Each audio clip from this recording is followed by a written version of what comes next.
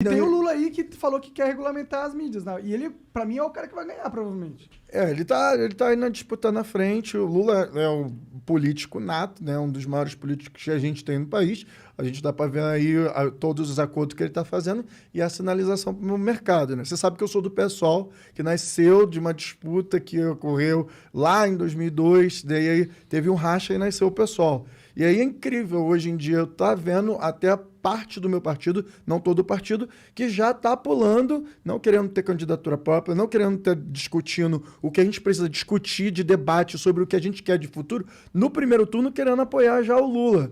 Assim, o Lula, em 2018, ele fez uma estratégia para manter o partido dele. Isso aqui, assim, eu vou falar de forma muito tranquila.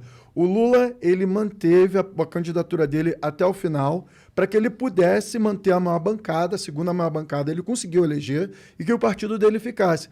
Agora, eu quero saber, se tivesse feito uma movimentação diferente, a gente não teria o Bolsonaro, mas o PT não estaria exatamente com tantas cadeiras como teve, né, nesse período. Então, assim, a tática para o PT funcionou.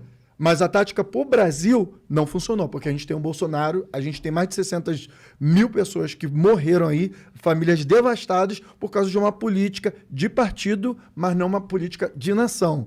Assim, eu tenho todo o meu respeito, conheço o Lula pessoalmente, tenho todo o meu respeito, mas qual vai ser a diferença agora para esse próximo período, para 2022? A gente precisa pensar em como a gente vai sair desse meio caminho. E aí a gente tem que analisar quem são os candidatos que podem ter um programa econômico que possa estar falando da realidade da vida dos brasileiros. E dos brasileiros que eu estou falando, que são os mais de 20 milhões que estão na linha da miséria, que aqueles que não têm comida, que agora a gente tinha que ter parado o Congresso todinho. Acabou o Bolsa Família e ele vai implementar esse novo auxílio Brasil, que ele vai colocar só no ano eleitoral e acabou. E é só para poder ele ganhar voto de R$ 400 para essas famílias, para ele ganhar e poder utilizar isso no WhatsApp.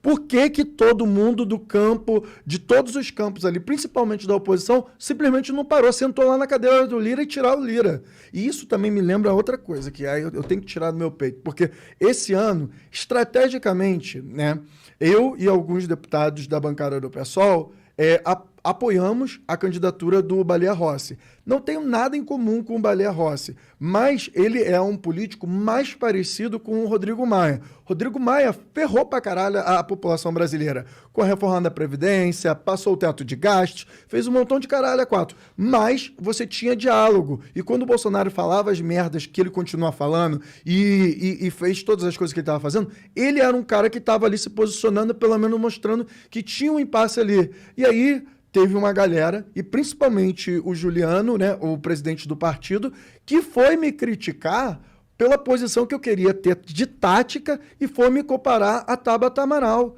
Cara, e aí me lembra também em 2018, quando eu, mais duas deputadas, a Sâmia Bonfim e a Fernanda Melchiona... O Sâmia tá aqui, não? Tava Sâmia aqui. já veio aqui. A gente teve um diálogo com ele, com a bancada, sobre a gente fazer uma apresentação do pedido de impeachment. Fomos os primeiros do Congresso a fazer a apresentação do processo de impeachment do Bolsonaro.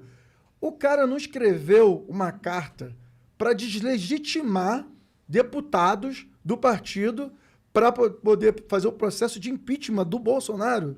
Cara, é tipo assim, um cara que tá lá, que nunca teve a vivência de ser da favela, de ver, passar fome, ver a sofrência do que está a população e tá numa agenda diretamente ligada ao PT. Não do PSOL, do PT, porque tá ali extremamente alinhado. O PSOL só foi assinar o processo de impeachment quando o PT foi assinar. E aí parece que já existe uma adesão e não existe uma proporção, porque a gente está um ano antes da eleição. O que a gente tem que dialogar? A gente tem que dialogar como a gente vai tirar a população da fome. Bolsonaro está fora do país, mas o que a gente pode fazer no Congresso? Tem que paralisar aquela porra. Até a gente não ter uma medida que a gente consiga dar comida para essa população que está morrendo. E aí, no interior do nosso país, esses caras, cara, a maioria das pessoas que sentam lá, eu vou te falar, Monarca, eles não sabem o que é passar fome.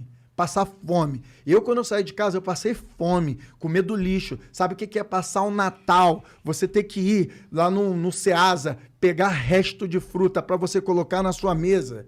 As pessoas catando hoje osso no meio das ruas, sabe, assim, pegando o resto de comida, o que precisar. Eu não sei como é que é a realidade desses caras que são tão filha da putas, que não consegue ver uma mãe que tá ali, sabe, uma moça, cara, uma senhora que teve que roubar miojo, que teve que roubar suco, cara, que suco, que foi parar lá tá presa. E o cara lá no sul também que pegou comida estragada, que também tá preso. Qual é a realidade desses parlamentares que estão lá? Qual é a realidade da política nesse país que não vê a situação real dessa população? Cara, me dá uma raiva, assim, me dá um ódio que aquilo lá tem que ser paralisado até a gente dar uma solução para os mais miseráveis desse país, que estão morrendo realmente de fome esse momento do nosso país. Mas aí o que acontece? É os acordos, é o centrão, é aquele movimento todinho da política antiga que não se renova. E aí por isso que a gente fala que precisa ter mais representatividade desses lugares. Mas aí a gente tem que ter mais espaço para essas pessoas falarem.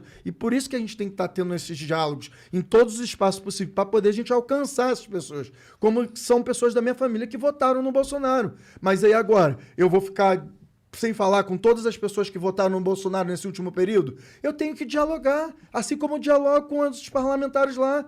A gente tem que ter diálogo e não pode ser cancelado por só simplesmente ter um diálogo com essas pessoas para ajudar com os mais miseráveis. Diferentes. Eu estava vendo o dia todo, a semana toda, depois vocês anunciaram que o David vai vir aqui comigo, com o Diablo. E eu vou ficar com os 3 diabos, agora David também. E estava vendo muitas pessoas da esquerda. Veio lá dos Estados Unidos acabar com o David aqui, o brasileiro, pô. Atacando. Você é o diabo, né? Sim, exatamente.